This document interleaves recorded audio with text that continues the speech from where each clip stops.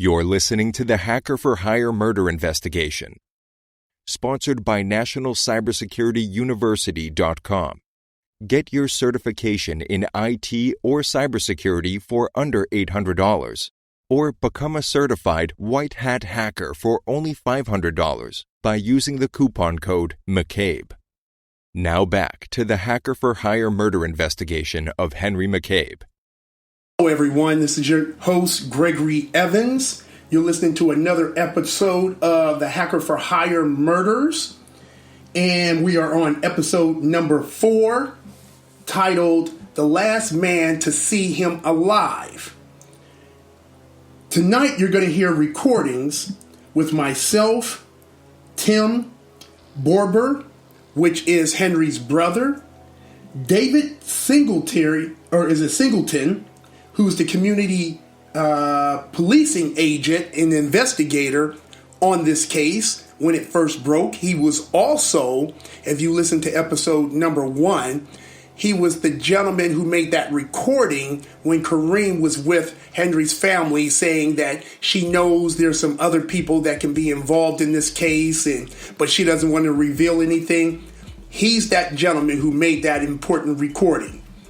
And you ready for this? Drum roll. That's my version of drum roll. We're going to have William Kennedy, but you're going to hear my interview with William Kennedy tonight. Now, what's important is William Kennedy's nickname, what he goes by, is Papos. Is his name. You're going to hear his relationship with Henry. Okay, now you just listened to Kareem talk about Henry's last days and how these maps weren't matching up, and was he at the barbecue, at the hotel, how things disappeared. Well, Papos is going to tell you, and I'm going to give you some of this because in the beginning it's going to be hard for you to hear. Tim did a 3-way call to get him on the phone, so we're all on the phone together. And we are all speaking. Tim was at work and he had some stuff in the background so you could barely hear him. Couldn't hear him very good. You're going to hear Papos as you move into the conversation. You can hear him better. You're going to hear him say that he really didn't have a relationship with Henry. He saw Henry at the barbecue earlier that day. Everyone keeps talking about the club, Henry going to the club. There was a lot of places that Henry went earlier that day. And if you're following us at hackerforhiremurders.com or on Instagram at hackerforhiremurders, you will see the Google timeline and the maps of where Henry went on that day. Now, you're going to probably see some doubles on there because there's what Kareem printed out and claimed she did a screenshot of and gave to people. And then there's what I had when I logged into his Google timeline and I did a printout. That's very important. But what I want you to hear is he didn't have a relationship. He told Henry, he followed Henry from the barbecue back to Henry's house because Henry wanted that. Henry went into the house, changed clothes, came out and told Papos, William Kennedy, I want to ride to the club with you. And Papos was like, yeah, I'm not coming back over this way. That's out of my way. I'm not bringing you back over here. He told him, don't worry about it. I can get a ride back over here. On their way to the club, they stopped at a bank, or bank ATM, and he got some money out, Henry, paid for Papos to get into the club. It's the least he could do. The man gave him a ride to the club. Cool. But once they were in the club, he didn't see Henry until the club was over. Everyone thinks that these guys were really good friends and they were hanging together in the club. No, he wasn't with Henry. Now, you haven't heard the recordings yet, but you will down the line. When Henry was in the club, when Kareem couldn't reach Henry, she was calling JT. Now, JT's name has not been mentioned anywhere else in the media, not on the blogs or anything. JT is the reason why Papos, Henry, and Kareem all know each other, because JT is from California. He knew Henry and Kareem in California. Now, for some reason, and you'll hear this later on in the recordings or episodes I have coming up, Kareem was calling JT in the club asking about Henry numerous times. It's on the call logs. You guys can find those call logs at Hacker for Hire Murders and or Hacker for Hire Murders on Instagram. JT is giving information back to Kareem. Yes, he's here in the club. They're talking. She's trying to reach Henry. She calls JT back. My question is why are you calling JT? And my biggest question, which you'll hear in other episodes, is how did you know JT was even in the club? Henry went to the club with William Kennedy, a.k.a. Papos. You're going to hear Papos say he didn't want to have anything to do with Henry. He was getting his own ride back. And how he ended up with Henry's keys is when Henry got the ride to the club, he left the keys in Henry's car. In Papos's car. The next day, Papos realizes, I got this man's keys. He didn't think it was his. He just thought it was a female. You'll hear him say that. Some girl left her keys in my car. No one is saying that he was murdered. The first time murder was even mentioned was in the last episode.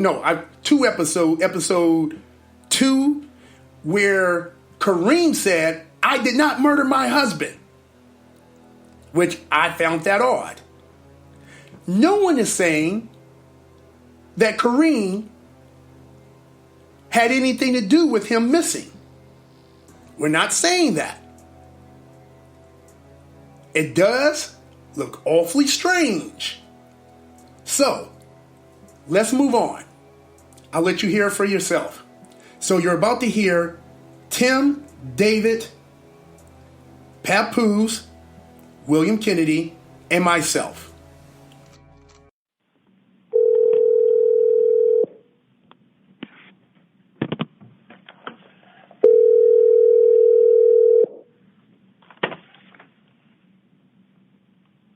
Hey, Greg. Yes, sir.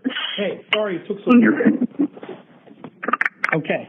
You want to go ahead and get Tim on the phone? I'm still looking for this number. Did you find it as well? I didn't. No, I didn't find it. I didn't see it on there. Okay. Hold on. No. Go ahead and get Tim on the phone while I look it up. Okay. Okay, Greg, are you on? Yeah, I'm on. Okay. Tim? Tim, are you there? Yeah, I'm there. Okay. I'm looking for JT's number real quick. Hold on. I just got into the office. I just got up here and I was warm as soon as I walked in. Hold on one second. I'll pull it up.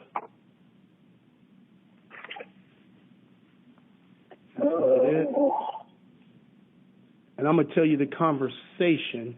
Did you see that conversation I was talking about with Sweet Pea and with Peas? Here it is. Hold on. Here. Okay, hold on.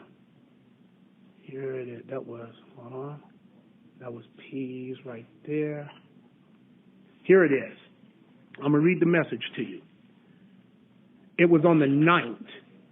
Peas, good morning. Are you asleep? And Kareem responds, good morning. I just woke up.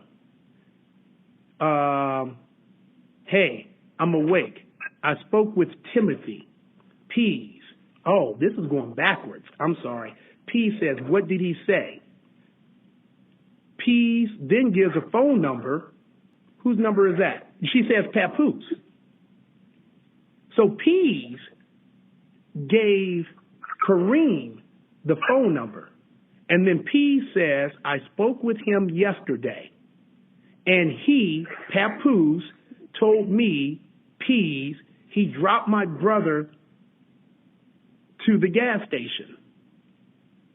And then Kareem says, thank you. P says, you can tell the police that. And if you want my number, you can give that to them. If they want my number, you can give that to them too.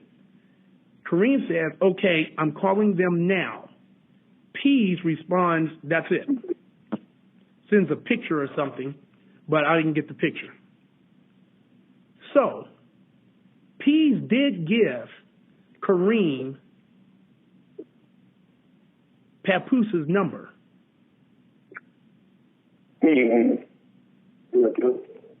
But she didn't say she got it from you. I was mistaken. She said she spoke to him yesterday, which would have been the 8th. Henry came up missing on the 7th.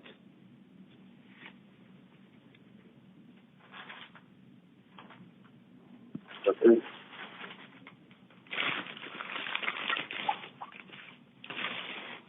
Yeah, okay. So you saying you want me to call in the Papos? Correct. And then you and I can talk. Don't say anything, David, okay? No, I won't say anything. Okay.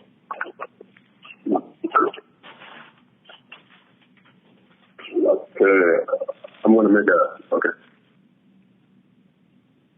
This is Kennedy, Papos. Mm-hmm. Hey, Papos. Yeah, Kennedy. Hello? Yes, yes. Yes, Papos. How are you? My name is He's Gregory. not down, man. He's not on the phone? Yeah, I'm on the phone. Oh, okay. I couldn't hear you. I'm sorry. How are you, Papos? Quick question. How long have you known Pease? She lives in Georgia. How long have I known her? I don't know her. You don't know her? Okay. All right. So you never talked to her. What about Kareem? Have you ever met Kareem before? Never. Never? Okay. The night you dropped Henry off, was he drunk? I mean, I'm drunk and that you didn't want to do. I can't hear you. Can you say that one more time? He didn't look drunk to me. He was on his phone. He was talking. I think he was on his wife. He was talking to his wife. So when he asked you, did it sound like he was arguing? Something like that, but someone. Okay. The gas station that you dropped him off at, was that near his house? I don't know. He actually got him there. He said that so I assume. Okay. That's the reason why I didn't give it up. I heard things when he did that I should put him out over there. Okay. And when he asked you to drop him off, did he didn't take any other calls while he was in the car? Just talk to Kareem?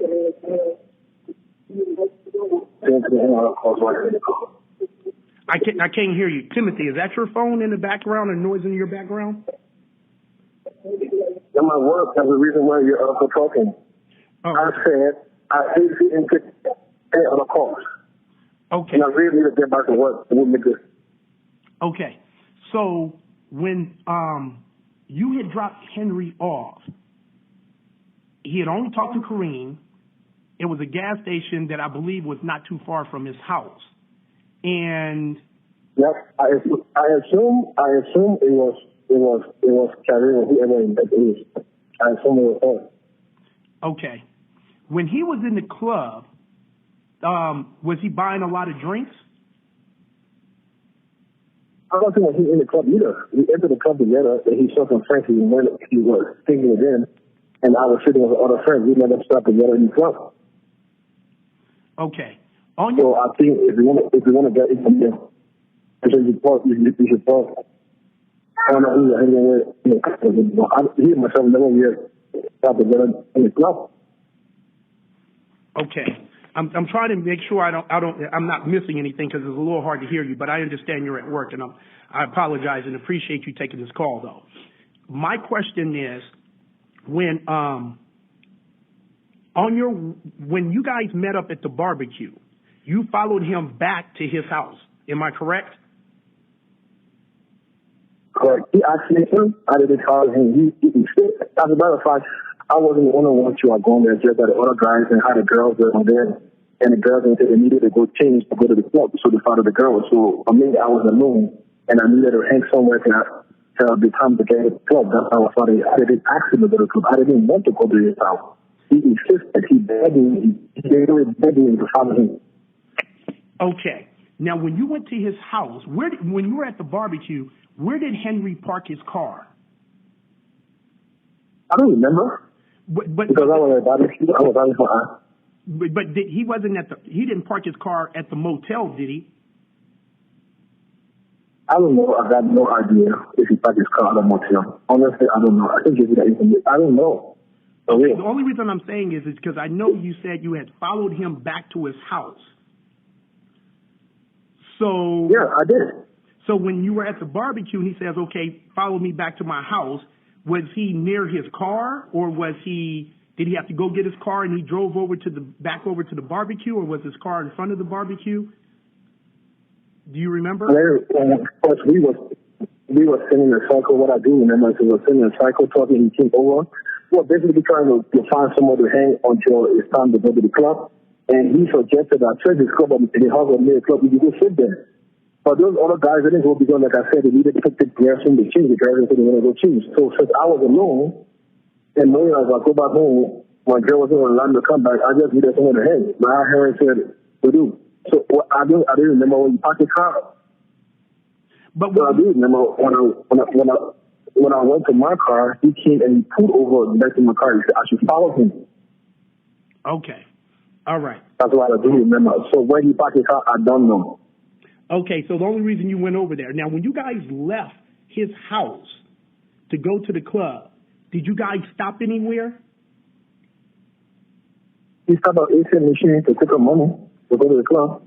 Okay, so he got in your car, drove, you guys stopped at the ATM machine, he got back in the car, and then you guys went to the club. No.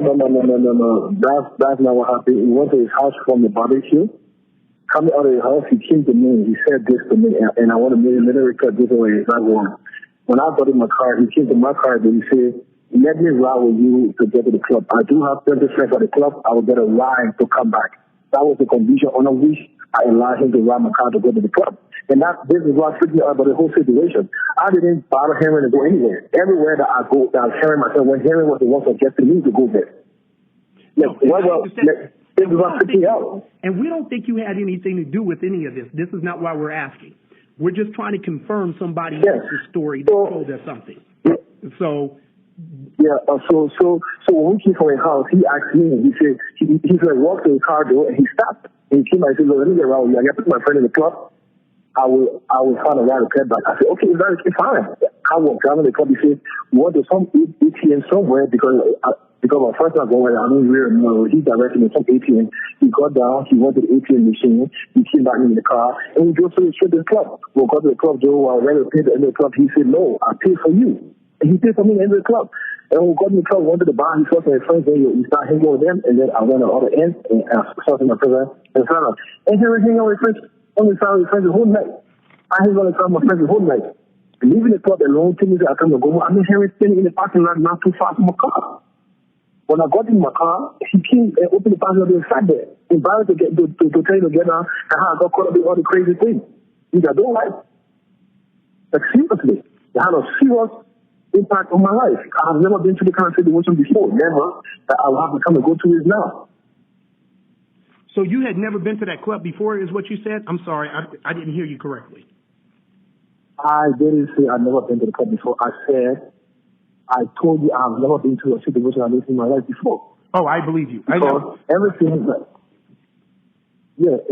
happened, I didn't suggest anything to Henry. Henry wanted me to be, Henry the one was suggesting him. I just try to be a nice person, not to say, "Oh, look, I don't want to hang on you or move on behind me." I just try to be responsible. And at the end of the day, and this is what I get.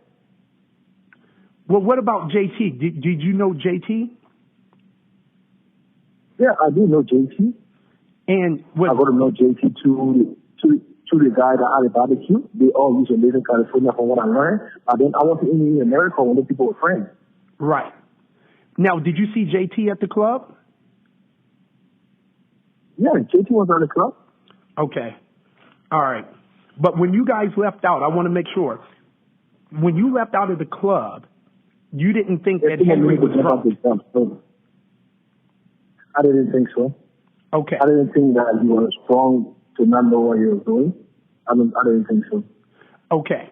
And when you saw him out in the parking lot and he was standing near your car, was he on the phone then? Yep, he got a phone to his ear. Okay. So, did you know, how did you end up with his keys to his car? Because he got my car, he left it again. I didn't even know he left it again. Okay, got it. It was the next morning, my girl, even come up with her, I didn't remember. The next morning, we want to get something. She was like, who key is this? I hope it's some girl key in your car and stuff like that. You know how to sit out and even kind of retrospect and realize that, oh, I did hang on a ride. I didn't even know he left the key in my car. Gotcha. And you didn't know that JT had his wallet, did you? I had no idea that JT had his wallet until the whole story burst up and I had no idea. Okay. All right. And has Kareem ever called you, his wife, since this happened? No. She's never spoke to you? Never, ever, never. And you never spoke to a girl named Pease before? She called me to ask me I think on the second day after the news came, and she said, oh, I'm Pease, I'm Henry's sister. I just called to ask you, and I talked to her out of respect. I didn't want the family thing. I was showing their way. Right. Because I asked him to hide. So even when Timothy called me too, I asked her to call and talk to him because I want to show them that I have nothing to hide. Right. Okay. So, and where you dropped him off at was nowhere near where his body was found, correct? I don't know where his body was found. I wasn't there. His body was found at a lake. Where was it, Tim? His body was recovered at Rush Lake. That's about 6 miles away from where you and I actually dropped him. You see, I didn't even know that. Take my pictures over. I gotta get back to work. And it didn't look like Henry had any problems in the club with nobody. Correct? Like I told you, I wasn't here. I can't tell you that because I was never together in the club. I was sitting with different person. I wasn't paying attention to what he was doing. Right. For real. Okay. So you guys weren't even hanging around each other in the club. So when you went to go drop him off at the gas station, he said, what? How did it happen? Did he hang up the phone with Kareem and he just told you to drop him off? Or was he still on the phone with Kareem? No, he hung up the phone. Didn't say bye. He hung up the phone in a manner that he wasn't happy. And I asked him, I said, show me the road to the house because I didn't want to get there. And he was like, don't bother taking me home. Just drop away the gas station. I said, are you sure? I need you to know that I don't have problem taking you home. He said, brother, take me in the gas station. You whole area of my ear. I'll be all right. Say that last part again. He did what? He said what? The whole area that his area, he was going to be all right. I should just have a little bit. Okay. So, do you remember any of the conversation he was saying to Kareem on the phone? Anything he was saying to her? I don't remember. No, I don't remember. You just knew he hung up on her? Yeah, that's what I know. Okay. Now, this is super important on this last one. Even though you guys had just met and this was the first time you guys were hanging out, did he ever say anything to you like, man, let's get together next weekend, or any plans for the future, like with you hanging out doing anything? No, never. Okay. Only reason I was asking that is because I'm trying to rule out suicide. Some people wanted to say it was suicide, but he wasn't suicidal. You guys went to the club together. He was outside in the parking lot. let me ask this. In the autopsy, it said something about he had a missing tooth. When you saw him, were both of his teeth in place? His two front teeth in the top? He wasn't missing a tooth. I'm sure you would have noticed that. I didn't notice him missing a tooth. I didn't notice that for real. Yeah, but if he was missing a tooth, you probably would notice it. Most people would, because it would be something out of place. Yeah, but honestly, I didn't notice that. Okay. I want to make sure. Yeah, so, but really, I got to go and I got to get back to work. I'm only 2 minutes late to get back to my desk. Okay, well, we appreciate you taking the call. Oh, last thing. When was the last time you spoke to the police? It didn't go well. It's been a while? Okay. All right. No problem. You answered all my questions, and I appreciate you taking the time. Thank you. Yeah, thanks, man. Papos, thanks. Okay, Singleton. All right.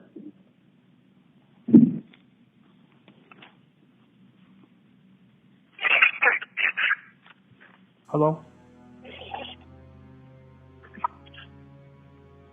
Hello? Hello? Yeah, David. Yeah. Yeah. David, what do you think? I think he's being honest. I do too. I think he was being 100% honest. I don't think he had anything to do with this whatsoever. But what does bug me though is how did Pease get his number?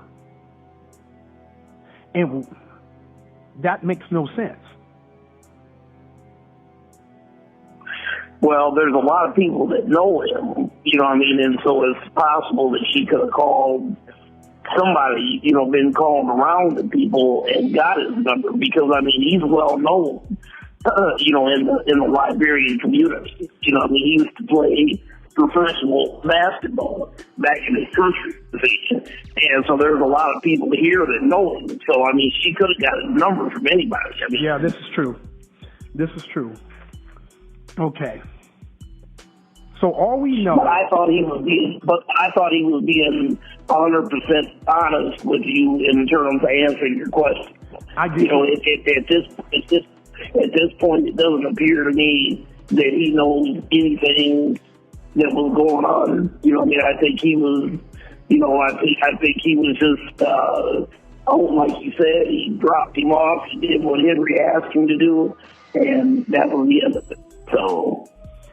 And if Henry was that drunk, he would have noticed if Henry was drunk. Because, understand, yeah. After the club let out, he saw Henry on the phone, he saw Henry at the car and everything else. If Henry was screaming and yelling to himself or whatever like he is on that tape, or like Kareem keeps describing he was, then that would be one thing. He would have noticed that. But he's like, to me, he wasn't drunk. He was okay. But on that tape, that sounds like somebody that you would not mistake. You couldn't mistake for being drunk. Do you see what I'm saying? You understand? So. Or drugged. You know what I mean? Either drugged or drunk. But he was arguing with his wife on the phone. He says, get out of the car. He gets out of the car. And that's it. Yeah. But the timeline, there was stuff deleted off the timeline. On Kareem, she doesn't want to speak to Dawn anymore. She got caught in some lies and some questions. And the question that she kept trying to avoid was, have you ever deleted or modified anything on that Google timeline? And she just wouldn't answer the question.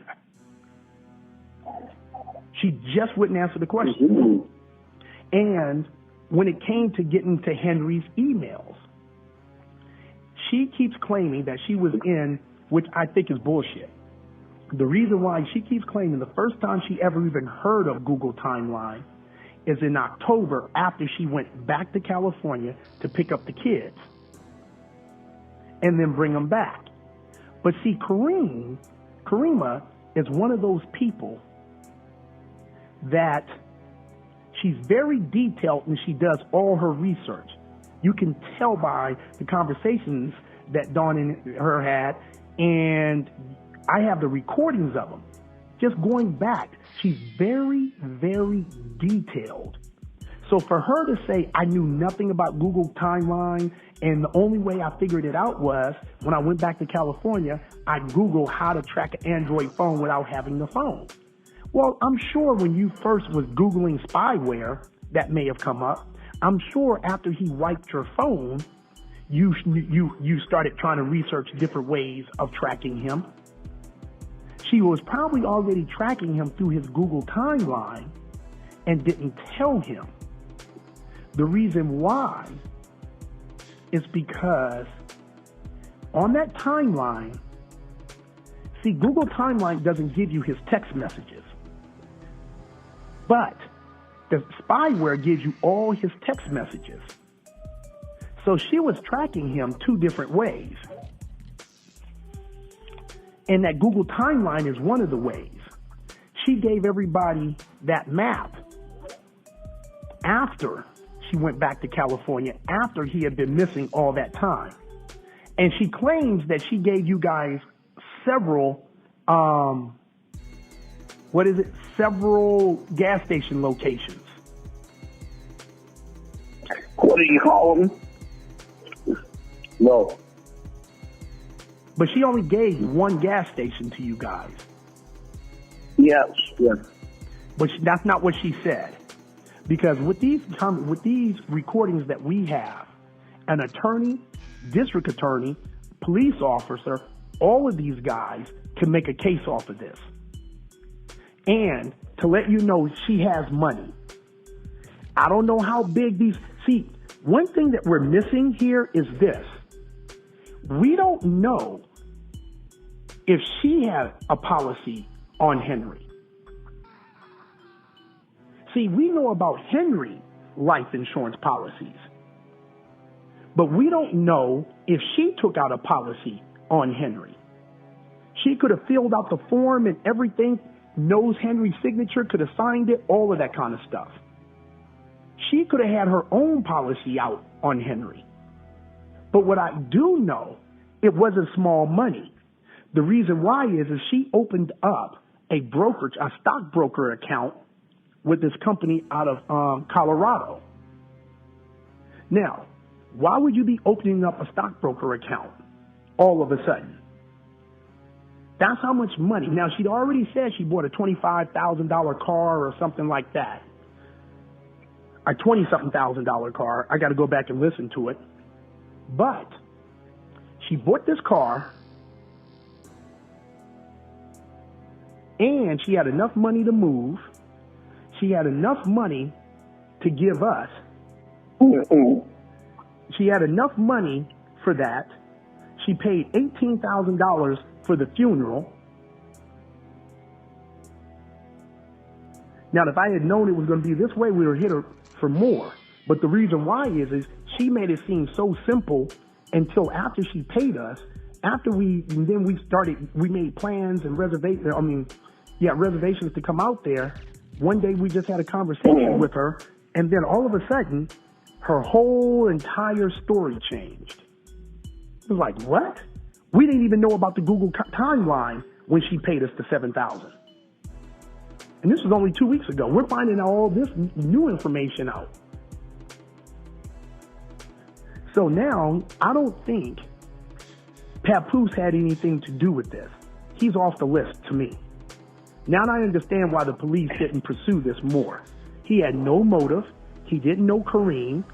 He didn't even hang out with Henry in the club at all. And I believe that, And I can tell when somebody's lying or hustling, but his voice, everything about him. And like he said, look, I just did a friend a favor. I just gave a guy a ride to the club, and now I'm caught up in all this mess. So I understand what he's saying. The problem comes in, though, is did he say pull over and expect JT to get in the car with him. How is he going to get home? That's what I want to know. And that picture, as far as when he came home that night, in that picture, that video picture, was that the same car as Papos' car? Or could you tell or not tell? Tim? Yes, that car had in the video and Logan was similar to the Papos car. Yeah, but it was hard. You won't know 100%, but Logan was similar to his car. Here's the problem. Go ahead, Dan. So I was going to say the police confirmed that he owned a red Kia. You know what I mean? So, you know what I mean? And I think that we can pretty much say, based on Papos' statement, that he dropped him off at a gas station. And, you know what I mean, that was the gas station that he dropped him off at. So even though we can't see it up close, I mean, it's consistent with what Henry was wearing that night and the color of the car that the police said that he owned. But the problem is the problem comes back, though, David. If everything you're saying, let's go with everything you're saying is correct, that means Papos is lying. Because the only way, and that means Papos and Kareem are in on it together, because the only reason the police were able to find that video at that gas station is because Kareem told you guys about that gas station. Do you see what I'm saying? How would Kareem... See, it would be different if Papos gave you guys the correct gas station. But he didn't give you the correct gas station. Kareem gave you guys that gas station. Now, Kareem says, I don't know if it's him. She already said to me, now I don't know what she said to you guys and the police, but she didn't think it was him. And the police couldn't make it out to be him. But I do know this, and I understand now how his keys ended up in Papos' car.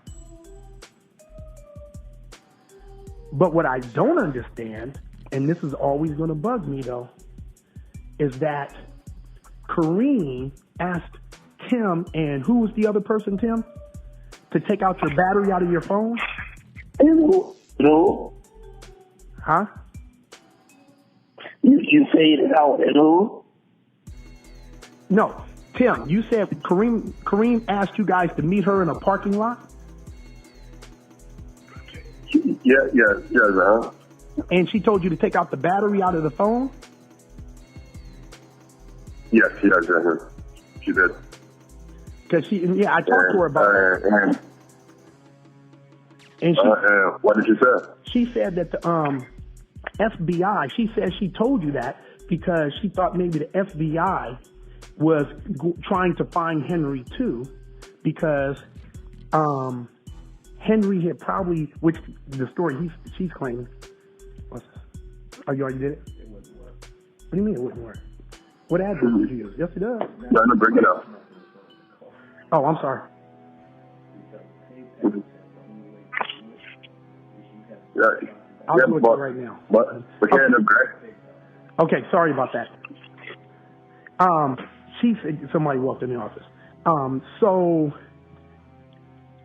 she said that she told you guys to meet her in a parking lot and take your batteries out because she thought maybe the FBI was trying to listen or track her to find out where Henry was, because she thought Henry was in trouble because he got some girl pregnant and he skipped town. Now, the problem with that story is this. One, even if Henry had gotten a girl pregnant, what does that have to do with the FBI? Even if he got a girl pregnant and skipped town, that's not a police matter, not a local police or the FBI. even if he didn't get a girl pregnant and he decided, you know what, forget this. I'm not going home. I'm never going to go back. I'm leaving town. So if that's the case, then that's still not illegal. So why would she be concerned about the FBI?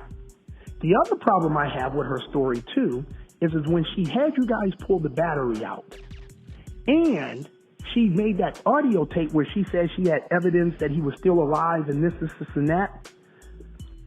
The problem, the one that David recorded, the problem I have is she was back at the house. All of Henry's clothes, his toothbrush, everything, except for the clothes he had on his back and his cell phone, was with Henry.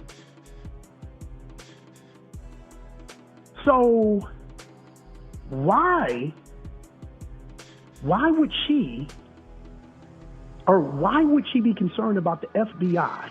And why would she continue to say that I think Henry's alive and he's somewhere if all of Henry's clothes are still at the house? Do you understand what I mean? If you're going to run off, you're going to pack a bag. If you're going to run off, you're going to take the car. You're not going to run off in the middle of the night at 2 a.m. You see what I mean? Well, yeah, I do see.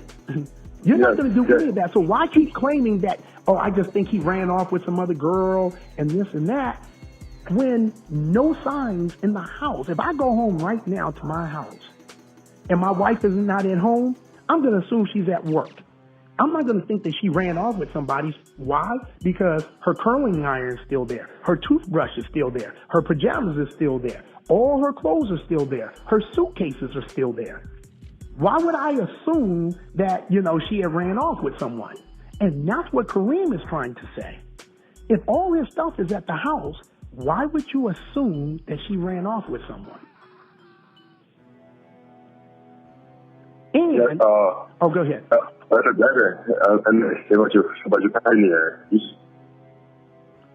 Say that again? This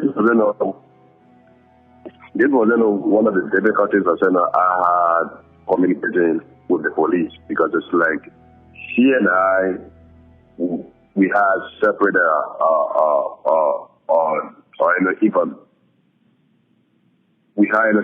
information and gave it to the police. She had tried to convince the police that Henry was going to stay alive. He let them know with a girlfriend, or if he thought let the contract. And I kept telling the police, no, Henry got to be here. There's no way Henry could have left his country also. Without letting me know, there's no way he would have left Minnesota without letting me know. So here, they have to deal with. I am telling them that Henry is here, and they have to deal with she being the first thing that he is gonna arrive, So I think this was one of the conflicts that it was the conflict that the police didn't know how to deal with, and to some extent, they were pretty much listening to her more, where that could have been a contribution to their reluctance in. Hold on, I didn't understand that last part. They were listening. What happened? I didn't hear what you said. They were listening to her mobile? No. What I'm saying is that the police, they were buying. At the beginning of his disappearance, they seem to be buying more into kind of an argument that Henry was alive and he did have left with someone. Then listening to what I was telling them, that you know what, this audio is real, and Henry he is in the thing that we need to get here as soon as possible. Because that's why when I get the audio, that is exactly what I told them. I said, Henry is a risk, the audio is a risk. We need to get to here as soon as possible. But then, that was what I was saying. But Kareem was saying otherwise, it's like, he had left, Yeah, but that doesn't make sense. Once Stacy, he would leave. What doesn't make sense? Yes, I can hear you. That theory of him leaving the country or leaving town doesn't make sense. First of all, he loves his kids. He ain't gonna leave the country. For what reason? He didn't even have money to buy a ticket to leave the country. The other thing is why is he trying to skip out? He didn't do anything illegal. The police weren't looking for him before he came up missing. Why would he skip the country? Why would he not say nothing to his brother, who he loves his brother? He loves you, Tim. So the thing is he would not leave and not tell you, because if he was having those types of problems, he would have told you. He told you about when him and Kareem was having issues, but he didn't tell you about the other stuff. So, I mean, if he was having those problems, none of this makes sense. None of it. So her whole story doesn't check out. Go ahead. There's another thing here, I mean, that when Kareem told us, that night to remove our batteries from out of our phones, I mean, it was very strange. It was very strange to me, the fact that we were searching for Henry. The FBI, the police, should have been our friend. Why should we try to hide insurance from the FBI? Why should we remove our batteries from our phone? But then, what surprised me was that when Henry's body was recovered, I noticed the same pattern. His battery was also removed from his cell phone. So it's like, it just took me back to what she said to us, so it's like, I mean, adding all of this up. I mean, we go into our house, she wants us to remove our battery out because of being tracked by the FBI or the police. Everybody is phone, and his battery is his cell phone, and she is the one providing this on the Google and the map. Yeah, so well, let me ask you this. We know that Henry came up missing on the 7th. We don't know if he was killed on the 7th. See, that's all we know. We know that the coroner says that Henry had a tooth missing, his front right tooth. So one that you couldn't miss is your main tooth, your main molar, right there not molar, but the one right there in the front. Somebody opened their mouth, boom, has a big hole right there where your tongue can come out. Now, Papos would have noticed that. Now, so that means that tooth came out between the time Henry came up missing, when Papos dropped him off, to when he died. The question is, we don't know when he died. See, he could have pulled over JT or Kareem. When Kareem came to town 3 days later, he could have been tied up somewhere by the person who kidnapped him, who grabbed him. He was going to go back and run his mouth, tell his brother and whatever else. They knew they couldn't let him out. They could have used his signatures. Something. But no one can pinpoint the time he died because he was gone too long. So when everybody thinks that he was killed on the 7th, he wasn't. He could have died while Kareem was there in town, because it goes back to what I said. Kareem said she called you a week beforehand and told you to pick her up at the airport on that Thursday, 3 days later. Why would she call you to pick her up the week before? If my wife is coming to town, I'm assuming she's going to call me. You hope she would. is that she knew that Henry wasn't going to be around to pick her up. In an unconscious way. In an unconscious way. Right. He could have been dead or locked up somewhere. We're going to end it right there for this week. Next week, we're going to pick up because it gets into a totally different subject. I do want to say, which is very important, we are not saying that the wife, Corrine, had anything to do with Henry's disappearance or his death. What we are doing is analyzing our conversations and these recordings and the facts. We're going over what she said to me, what she said to everyone else. See, there's something my dad told me over and over when I was younger. He said to me, son, the truth never changes. And that was deep. The truth never changes. So if you tell me something and it's the truth, then you should be able to tell Tim, the family, the police, and everybody the exact same thing. If I come back to you a day later, a week later, a month later, a year later, if it's the truth, it should be the exact same thing you told me before. That's all we're saying. You're listening to Hacker for Hire Murders. And this is Gregory Evans. You can find us at hackerforhiremurders.com.